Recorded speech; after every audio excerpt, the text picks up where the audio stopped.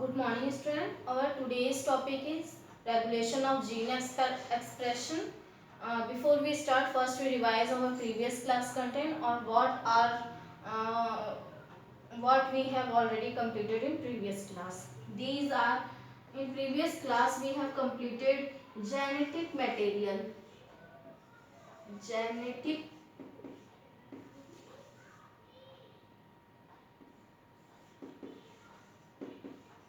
material in which it contain three experiment. These are Griffith experiment,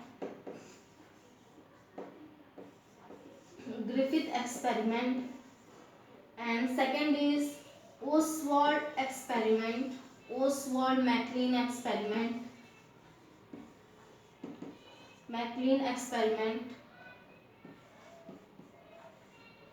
and third is Messelson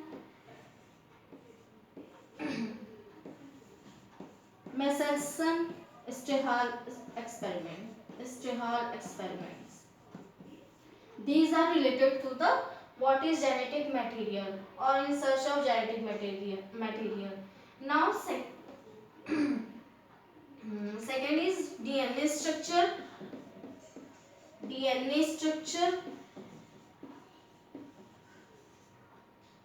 Third is RNA structure.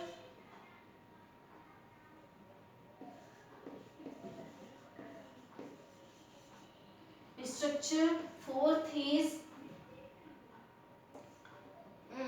DNA replication.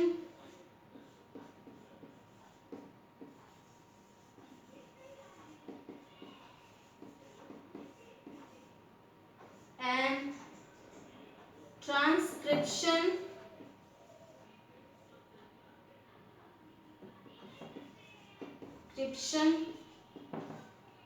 And translation.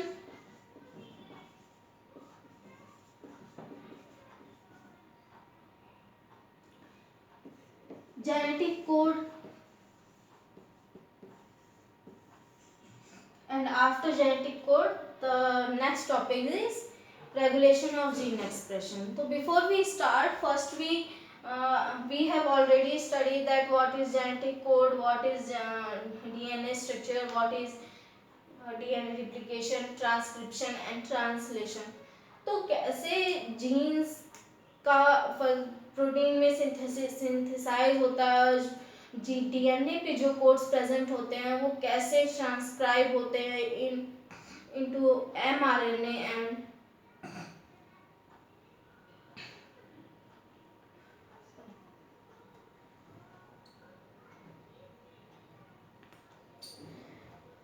कैसे mRNA पे transcribe होते हैं और mRNA से कैसे translate होके फिर प्रोटीन की सिंथेसिस होती है. तो यही बेस है कि कैसे डीएनए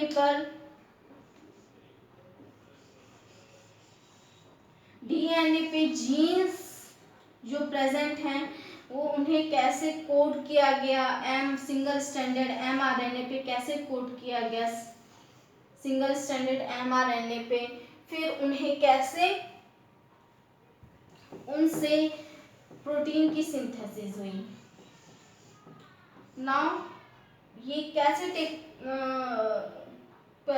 पार्ट लेते हैं in the synthesis of protein, ये सभी हमने डिस्कशन कर लिया है इन प्रीवियस क्लासेस. और in today's class we are going to start with the expression of gene.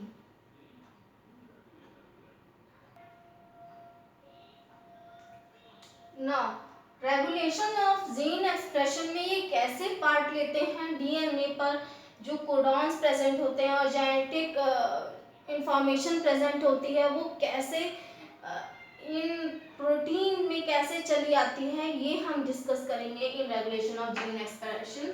तो सबसे पहले इसमें फॉर्मेशन होता है फर्स्ट स्टेप है कोड ऑफ जेनेटिक मटेरियल और जेनेटिक जो इंफॉर्मेशन है आर ट्रांसक्राइब्ड इनटू एमआरएनए. तो एमआरएनए पे कैसे ये ट्रांसक्रिप्शन होता है, डीएनए से जेनेटिक कोड्स एमआरएनए पे कैसे आते हैं, बाय ट्रांसक्रिप्शन।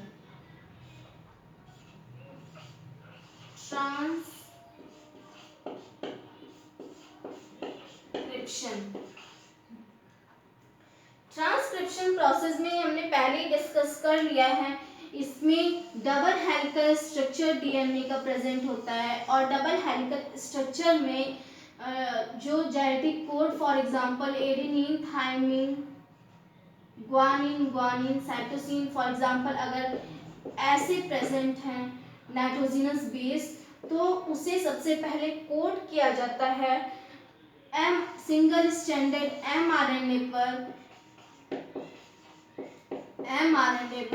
अब ये नाइट्रोजनस बेस जो कोड हो चुके हैं एमआरएनए पर, अब as a triplet codon work करते हैं। फॉर एग्जांपल एडेनिन है तो यहाँ पे क्योंकि एमआरएनए है, यहाँ पे थायमिन नहीं बाइंड करेगा, यूरेसिल हमने पहले ही डिस्कस कर लिया है कि कैसे कोडिंग होती है ट्रांसक्रिप्शन। तो एडेनिन, थायमिन है, uracil, guanine, cytosine and further cytosine, तो यहाँ पे ग्वानिन होगा। तो ऐसे जो जेनेटिक इंफॉर्मेशन यहाँ पे डीएनए डबल हेलिकल स्ट्रक्चर पे प्रेजेंट है, वो कन्वर्ट कर दिए जाते हैं सिंगल हेलिकल स्ट्रक्चर एमआरएनए पे, वो कोड कर दिए जाते हैं in the form of triplet codon.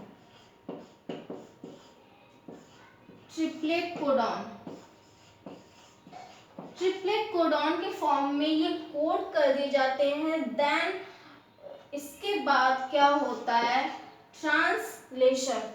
This is known as transcription phenomena in which DNA are converted into single stranded mRNA. Actually not converted. When these genes are present on DNA, then are transcribed into mRNA or simply code into mRNA. So what is transcription? The codes which are present on DNA are transcribed into mRNA. तो transcription में जब mRNA पे codes आ चुके हैं in the form of triplet codons means 3 nitrogenous works as triplet codon. अब message आ चुका है mRNA पे, मैसेंजर आरएनए पे ये मैसेज आ चुका है कि कौन से कोड्स प्रेजेंट होंगे। अब now next step is translation.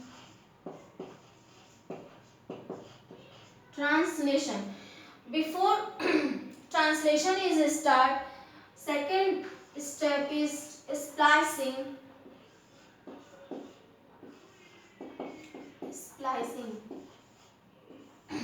What is splicing? Actually जो mRNA सिंथेसिस हुआ है इन न्यूक्लियस में जो mRNA सिंथेसाइज हुआ है वो इमैच्योर है, उस पे वैसे वो जीन भी आ जाते हैं, वो जीन भी ट्रांसक्राइब हो जाते हैं जिनसे प्रोटीन की सिंथेसिस नहीं होनी है या जिन्हें एक्सप्रेस नहीं होना है एक सर्टेन एज के बाद। फॉर एग्जांपल कि हमें 16 ईयर तक हमारी जो हाइट बढ़नी थी वो बढ़ चुकी है, अब 16 और 17 ईयर के बाद हमारी हाइट नहीं बढ़ने वाली है, तो हमें ग्रोथ हार्मोन की ज़रूरत नहीं है।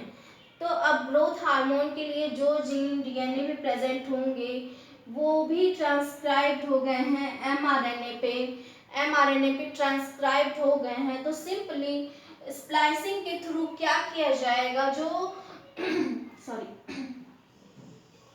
जो mRNA पे जीन है, फॉर एग्जांपल इतना पोर्शन ग्रोथ हार्मोन का जीन है, इन्हें इंट्रॉन्स बोला जाएगा ग्रोथ हार्मोन के इस पोर्शन को, क्योंकि अब हमारी एज हो चुकी है 17 के बाद हमें ग्रोथ हार्मोन की ज़रूरत नहीं है, इसका ट्रांसक्रिप्शन नहीं होना है, इससे प्रोटीन नहीं सिंथेसाइज होनी है और उस प्रोटीन से ग्रोथ हार्मोन नहीं बनना है। तो क्या सिंपली इस पोर्शन को कट कर दिया जाएगा। तो यहाँ पे जिससे प्रोटीन की सिंथेसिस होनी है, for example this portion A and question B क्या है, इनसे प्रोटीन की सिंथेसिस करनी है तो इन्हें क्या बोला जाएगा, एक्सॉन्स। एक्सॉन्स हमने ट्रांसक्रिप्शन में एमआरएनए की सिंथेसिस में ऑलरेडी डिस्कस कर लिया है कि जिस पोर्शन से प्रोटीन की सिंथेसिस नहीं होनी है उन्हें इंट्रॉन्स बोला जाएगा, और जिससे प्रोटीन की सिंथेसिस करनी है उन्हें एक्सॉन्स बोला जाएगा। तो ये दो पोर्शन क्या है, एक्सॉन्स।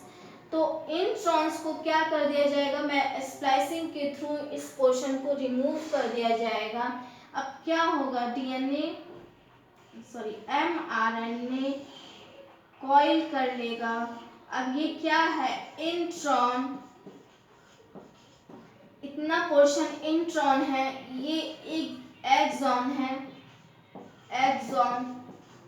इन्हें कट करके सिंपली निकाल दिया जाएगा, रिमूव कर दिया जाएगा, और ऐसे मैच्योर एमआरएनए की सिंथेसिस हो जाएगी इन स्प्लाइसिंग। तो इस स्प्लाइसिंग में क्या हुआ, इंट्रॉन्स को जिनसे प्रोटीन की सिंथेसिस अब नहीं होनी है उन्हें क्या किया गया, सिंपली इंट्रॉन्स में उन्हें रिमूव कर दिया गया, उन्हें हटा दिया गया। अब स्प्लाइसिंग के बाद जो एमआरएनए का फॉर्मेशन हुआ है वो मैच्योर एमआरएनए का फॉर्मेशन हुआ है, mature single stranded mRNA in 5 prime to 3 prime direction. अब इसका जो मैच्योर एमआरएनए का फॉर्मेशन हुआ है इसको ट्रांसपोर्ट कर दिया जाएगा इन nucleus. Mature mRNA are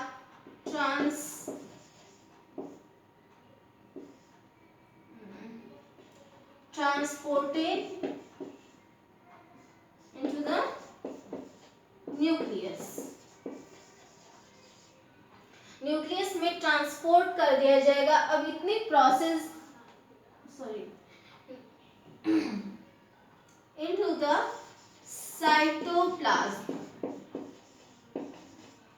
cytoplasm में ट्रांसपोर्ट कर दिया जाएगा, क्योंकि यहाँ तक की प्रोसेस कहाँ हो रही थी, न्यूक्लियस के अंदर, विद इन न्यूक्लियस प्रोसेस ये हो रही थी, ट्रांसक्रिप्शन का प्रोसेस हो रहा था। अब ट्रांसक्रिप्शन में जब मैच्योर एमआरएनए का फॉर्मेशन हो चुका है, अब ये रेडी है प्रोटीन ट्रांसलेशन के लिए। अब इससे फोर्थ स्टेप है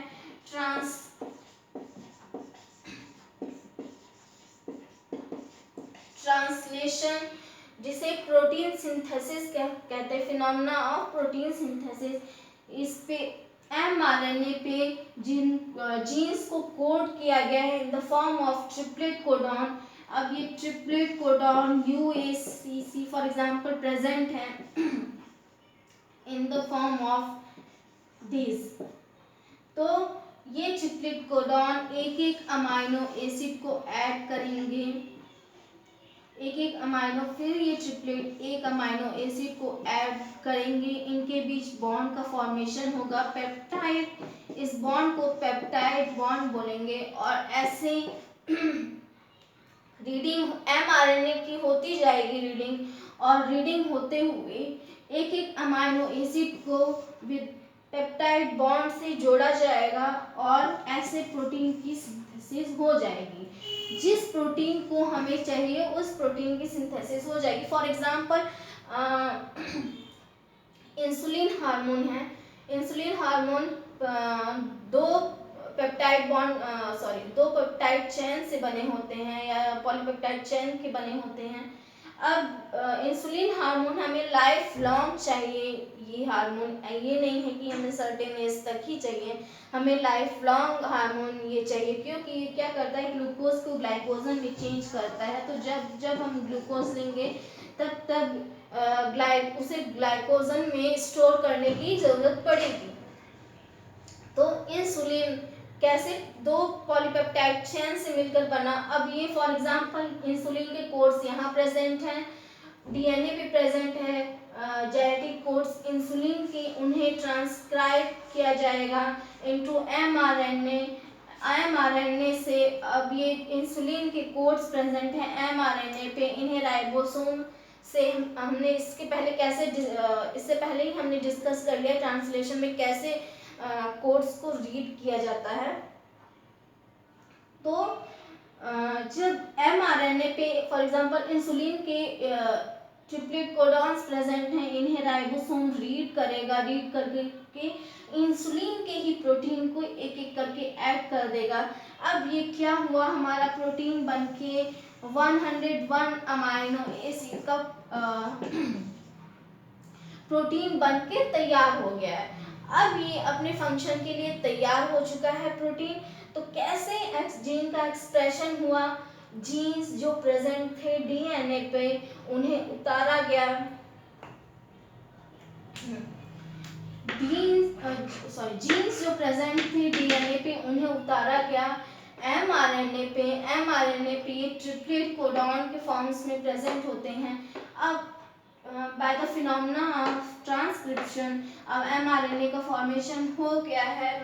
जो एमआरएनए है अभी ये इमैच्योर है, इसे मैच्योर एमआरएनए में कन्वर्ट किया जाता है by the process of splicing. अब स्प्लाइसिंग के बाद मैच्योर एमआरएनए का फॉर्मेशन हो चुका है। अब इसे ट्रांसपोर्ट कर दिया जाएगा इन साइटोप्लाज्म, क्योंकि प्रोटीन के सिंथेसिस के लिए जितने भी एंजाइम्स और प्रोटीन और कैटालिसिस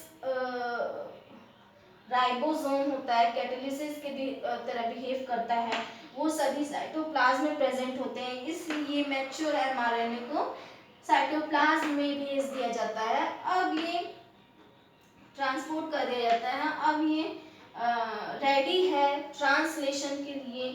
एमआरएनए को रीड करता है राइबोसोम, रीड करके एक एक अमाइनो एसिड को बाइंड करता है बाय पेप्टाइड बॉन्ड। ऐसे करके 101 जब अमाइनो एसिड, ये एग्जाम्पल है, ऐसे बहुत सारे अमाइनो एसिड हो सकते हैं, जैसे कि हीमोग्लोबिन, ग्लोबुलिन, जिसमें ग्लोबुलिन प्रोटीन होता है उसमें मोर देन 101 अमाइनो एसिड रहते हैं। इनमें 4 पॉलीपेप्टाइड चेन होते हैं। तो 4 पॉलीपेप्टाइड चेन के लिए कितनी बहुत ज़्यादा अमाइनो एसिड की जरूरत पड़ती है। तो डिफरेंट वो क्राइटेरिया होता है कि वो कितने अमाइनो एसिड के बने हुए हैं। तो मैंने सिंपली एग्जांपल लिया है कि इंसुलिन के लिए 101 अमाइनो एसिड चाहिए होगा। तो 101 वो भी स्पेसिफिक होना चाहिए कि वैलिन के बाद ग्लूटामिक एसिड होगा या फेनिलैलानिन होगा या ट्रिप्टोफैन होगा या ग्लाइसिन होगा, एलानिन होगा फॉर एग्जांपल। तो ये स्पेसिफिक होता है, वो कोड्स पे डिपेंड होते हैं, टोटली कोड्स पे डिपेंड होते हैं।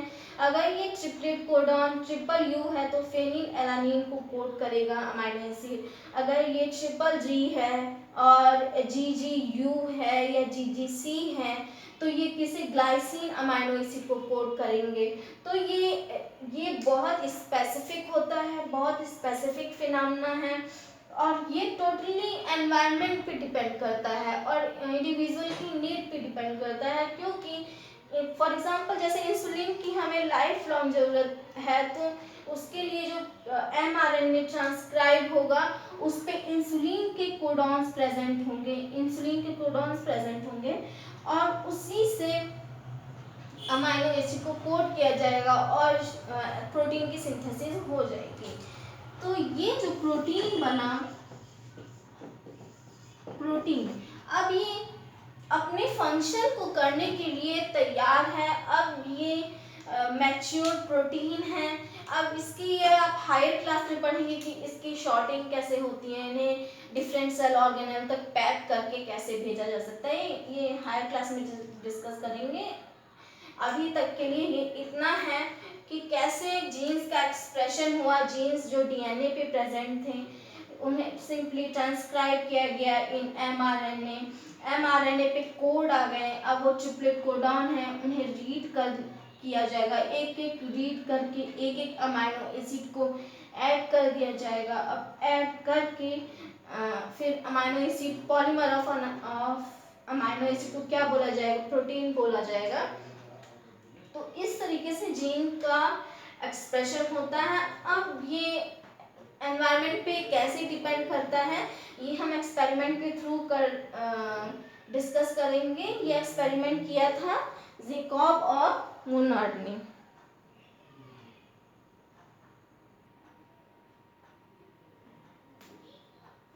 नाउ तो जो जीन का एक्सप्रेशन है ये कैसे डिपेंड करता है एनवायरनमेंट पे, ये सिंपली जब जैकब और मोनार्ड ने जब एक्सपेरिमेंट किया तो इन्होंने बताया कि कैसे फंक्शन करता है एनवायरनमेंट पे, कैसे। एक ह्यूमन एग्जांपल ले लेते हैं, जैसे कि हम धूप में निकल रहे हैं, धूप में निकलते हैं तो हमारा रंग और सांवला हो जाता है, हमारे पिगमेंटेशन हो जाता है स्किन पर, पिगमेंटेशन, तो पैचेस दिखने लग जाते, या तो पैचेस दिखने लग जाते हैं या तो पूरी होल स्किन थोड़ी डार्क हो जाती है।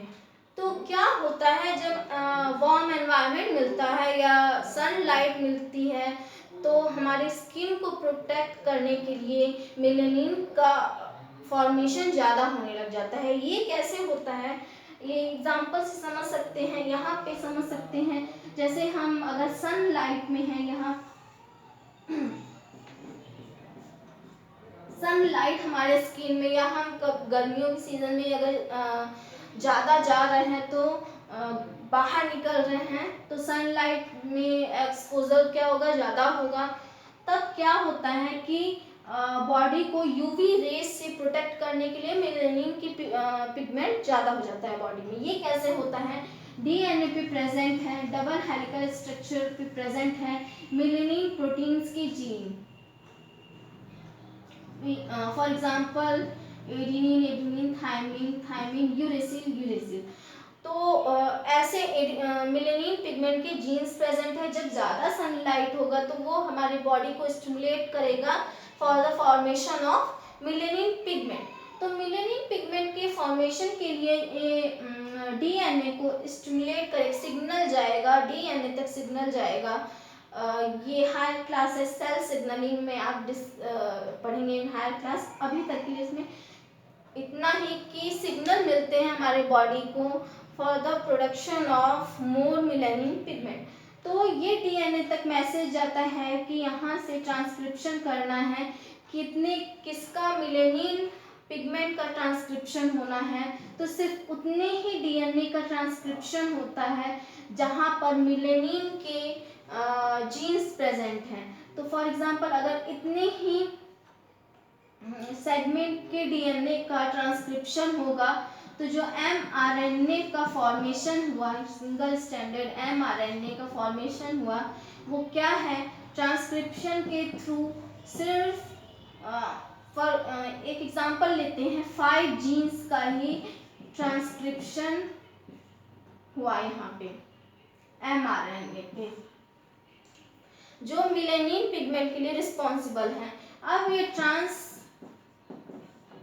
ट्रांसलेशन के थ्रू इन्हें क्या कर दिया जाएगा, पढ़ा जाएगा और सिंपली ट्रिप्लेट कोडॉन को रीड किया जाएगा और इन्हें रीड करके एक एक अमाइनो एसिड को जोड़ दिया जाएगा जो 5 अमाइनो एसिड के बने होंगे। नाउ ये प्रोटीन की सिंथेसिस हो गई।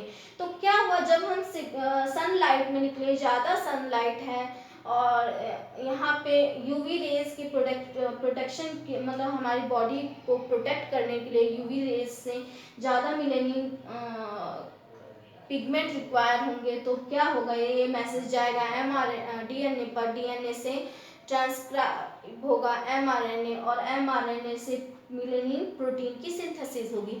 तो क्या होता है कि मेलानिन तुरंत बनना स्टार्ट हो जाते हैं और हमारे जो स्किन पे हैं वो तुरंत क्या स्किन टोन का कलर क्या हो जाता है, डार्क, जो भी हमारा टोन है उससे डार्क हो जाता है। तो वहाँ पे क्या हुआ कि सनलाइट क्या है, एनवायरनमेंट है, एनवायरनमेंट के अकॉर्डिंग डीएनए से ट्रांसक्रिप्शन हुआ, ट्रांसक्रिप्शन से ट्रांसलेशन हुआ और ट्रांसलेशन से स्पेसिफिक प्रोटीन की सिंथेसिस हुई जो हमें चाहिए या हमारे लिए इम्पॉर्टेंट है। फॉर एग्जांपल मिलेनिन, सनलाइट में गए, स्टिमुलस मिला, अब हमें मिलेनिन चाहिए हमारे स्किन को प्रोटेक्ट करने के लिए यूवी रेस से। तो मिलेनिन पिगमेंट का फॉर्मेशन के लिए प्रोटीन जो चाहिए, अमाइनो एसिड, वो कैसे ट्रांसक्रिप्शन के बाद ट्रांसलेशन और ट्रांसलेशन से अमाइनो एसिड होगा। तो ये सिंपली जो फ्रांसिस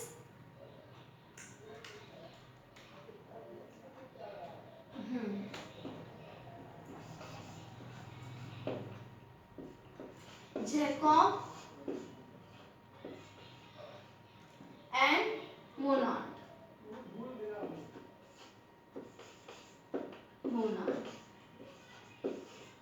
ये दो बायोकेमिस्ट हैं और थे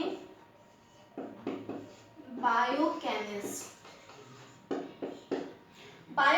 इन्होंने बताया, इन्होंने ई कोलाई पर एक्सपेरिमेंट किया। इन्होंने बताया कि जब बैक्टीरिया को फॉर एग्जांपल लैक्टोबैसिलस, अगर कोई ई कोलाई बैक्टीरिया है, ई कोलाई बैक्टीरिया, इन्होंने क्या किया, इसको मीडियम दिया जहाँ पे लैक्टोज प्रेजेंट था।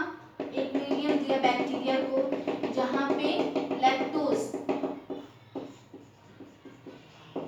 लैक्टोज प्रेजेंट है। तो देखा कि जो बैक्टीरिया में फॉर्मेशन हो रहा है डिफरेंट एंजाइम का ये लैक्टोज को तोड़ने के लिए, और सिंपली डिहाइड्रेट करने के लिए जो एंजाइम चाहिए था, डिहाइड्रेट करके लैक्टोज को किस में डिवाइड करेगा, ग्लूकोज और गैलेक्टोज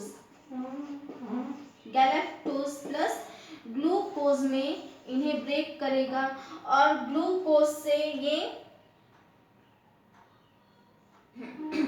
ग्लूकोज से एनर्जी का प्रोडक्शन होगा यहाँ पे सिंपली। तो जब ई कोलाई को लैक्टोज दिया गया, तभी वो क्या कर रहा था, ग्लूकोज और लैक्टोज को डिहाइड्रेट करके ग्लूकोज और गैलेक्टोज में तोड़ रहा था, और ग्लूकोज से एनर्जी को प्रोड्यूस कर रहा था फॉर द रिक्वायरमेंट। तो ये ग्लूकोज कैसे बन रहा था, अब ग्लूकोज से एनर्जी का फॉर्मेशन करने के लिए उसे 3 एंजाइम्स, अब इसे लैक्टोज को गैलेक्टोज और ग्लूकोज में कन्वर्ट करने के लिए जो एंजाइम चाहिए था वो था beta galactosidase. Beta galactosidase enzyme क्यों चाहिए, लैक्टोज को गैलेक्टोज और ग्लूकोज में ब्रेक करने के लिए। साथ ही एंजाइम चाहिए परमिएज एंजाइम, क्योंकि अगर लैक्टोज है वो बैक्टीरिया के सेल वॉल में कैसे एंटर करेगा, फॉर परमिएज एंजाइम क्या करेगा, परमेबिलिटी, बैक्टीरिया के सेल वॉल की परमेबिलिटी को बढ़ा देगा, जिससे लैक्टोज इजीली बैक्टीरिया के सेल के अंदर ट्रांसपोर्ट हो जाएगा या सेल के अंदर जा सकता है। तो क्या करेगा, परमिएज एंजाइम चाहिए होगा जिससे लैक्टोज इजिली आ सके बैक्टीरियल सेल के अंदर, और ट्रांस एसिटाइलेज एंजाइम, ये तीनों ही एंजाइम बहुत इंपॉर्टेंट है फॉर डिहाइड्रेशन ऑफ लैक्टोज। तो ये कब फॉर्मेशन हो रहे थे, या इनका फॉर्मेशन कब हो रहा था, जब बैक्टीरिया के एनवायरनमेंट में लैक्टोज प्रेजेंट था, तब इन तीनों एंजाइम का फॉर्मेशन हो रहा था। और जब ये तीनों एंजाइम लैक्टोज नहीं थे, या बैक्टीरिया के एनवायरनमेंट में लैक्टोज एंजाइम नहीं है, और सिंपली लैक्टोज नहीं है, तो इन तीनों एंजाइम को फॉर्मेशन नहीं हो रहा है उस टाइम में। तो जैकब और मोनार्ड ने जो बायोकेमिस्ट थे, इन्होंने बताया कि जीन का एक्सप्रेशन उनके एनवायरनमेंट पे डिपेंड करता है, इंडिविजुअल के एनवायरनमेंट पे डिपेंड करता है कि वो किस एनवायरनमेंट में रह रहे हैं। उन्होंने ई कोलाई पे एक्सपेरिमेंट किया और उसे लैक्टोज का एनवायरनमेंट दिया, तब उन्होंने देखा जब लैक्टोज एनवायरनमेंट में उनके प्रेजेंट है तभी परमीएज का फॉर्मेशन हो रहा है, बीटा गैलेक्टोज का फॉर्मेशन हो रहा है और ट्रांस एसिटाइलेज का फॉर्मेशन हो रहा है। परमीएज का फॉर्मेशन क्या कर रहा है, परमेबिलिटी बढ़ा दे रहा है सेल की, जिससे एनवायरनमेंट में जो लैक्टोज प्रेजेंट है वो सेल के अंदर एंटर कर सके और अब लैक्टोज को यूटिलाइज करने के लिए बीटा गैलेक्टोज का फॉर्मेशन होगा, क्योंकि ये यही एंजाइम होगा जो लैक्टोज को ब्रेक करेगा इन गैलेक्टोज और ग्लूकोज में। अब ग्लूकोज से एनर्जी का जो एनर्जी सोर्स है, as a energy source bacteria के अंदर ग्लूकोज काम करेगा। तो और ट्रांस एसिटाइलेज क्या होगा, सिंपली जो इससे प्रोसेस है ट्रांसक्रिप्शन एमआरएनए से ट्रांस एसिटाइलेज के थ्रू ही बीटा गैलेक्टोज और परमीएज की सिंथेसिस होगी। तो इन्होंने जैकब और मुनार्ड ने ये बताया कि जीन एक्सप्रेशन में क्या होगा कि एनवायरनमेंट के अकॉर्डिंग ही हमारी बॉडी प्रोटीन और एंजाइम्स का फॉर्मेशन करती है। फॉर एग्जांपल अगर हमने कुछ हैवी लिया है, हम खाना खाते हैं और हमें डाइजेशन, हमने कुछ हैवी फूड लिया है तो उसकी डाइजेशन के लिए जो HCl का सिक्रीशन होगा वो ज़्यादा होगा। वो हमारे खाने पे डिपेंड करेगा कि हमने ज़्यादा हाई प्रोटीन खाया है कि हाई कार्बोहाइड्रेट का लिया है। अगर कार्बोहाइड्रेट लिया है तो वो इजीली ब्रेक हो जाएगा, उसमें उतने अमाउंट ऑफ हाइड्रोक्लोरिक एसिड और पेप्सिन एंजाइम की ज़रूरत नहीं पड़ेगी। लेकिन अगर हमने प्रोटीन बहुत ज़्यादा अमाउंट में लिया है या बहुत ज़्यादा हमने प्रोटीन खाया तो वहाँ जो पेप्सिन एंजाइम का फॉर्मेशन होगा वो ज़्यादा चाहिए होगा। तो ज़्यादा फॉर्मेशन के लिए क्या होगा, सिंपली डीएनए से पेप्सिन एंजाइम के जीन को कोड किया जाएगा सिंगल स्ट्रैंडेड एमआरएनए और ट्रांसलेशन के थ्रू पेप्सिन एंजाइम का फॉर्मेशन कर दिया जाएगा। तो क्या हुआ कि इन्होंने ई कोलाई पर रिसर्च किया और बताया कि कैसे एनवायरमेंटल फैक्टर इन्हेंस करते हैं और एनवायरनमेंट हमारा डिपेंड कर मतलब इसके लिए एनवायरनमेंट ही कॉज होता है प्रोटीन सिंथेसिस के लिए। हम जिस भी एनवायरनमेंट पे रहेंगे उसके अकॉर्डिंग हमारे अंदर प्रोटीन की सिंथेसिस होगी। तो ये हम नेक्स्ट क्लास में डिस्कस करेंगे ये एक्चुअली बैक्टीरिया में हुआ कैसे और कैसे इन कहाँ से इन तीनों एंजाइम्स का किस जीन से फॉर्मेशन हुआ, ये हम नेक्स्ट क्लास में डिस्कस करेंगे। अभी तक के लिए इतना ही कि कैसे हमारा एनवायरनमेंट हमें इन्हेंस करता है, हमारी बॉडी को इन्हेंस करता है for the formation of specific protein और स्पेसिफिक सिंथेसिस ऑफ प्रोटीन। तो जिस एनवायरनमेंट में इंडिविजुअल रहेगा उस एनवायरनमेंट के अकॉर्डिंग उसके अंदर प्रोटीन की सिंथेसिस होगी, चाहे ग्रोथ हार्मोन हो, पेप्सिन हो, इंसुलिन हो फॉर एग्जांपल। तो इस तरीके से ये हम नेक्स्ट क्लास में डिस्कस करेंगे। अभी तक के लिए इतना ही।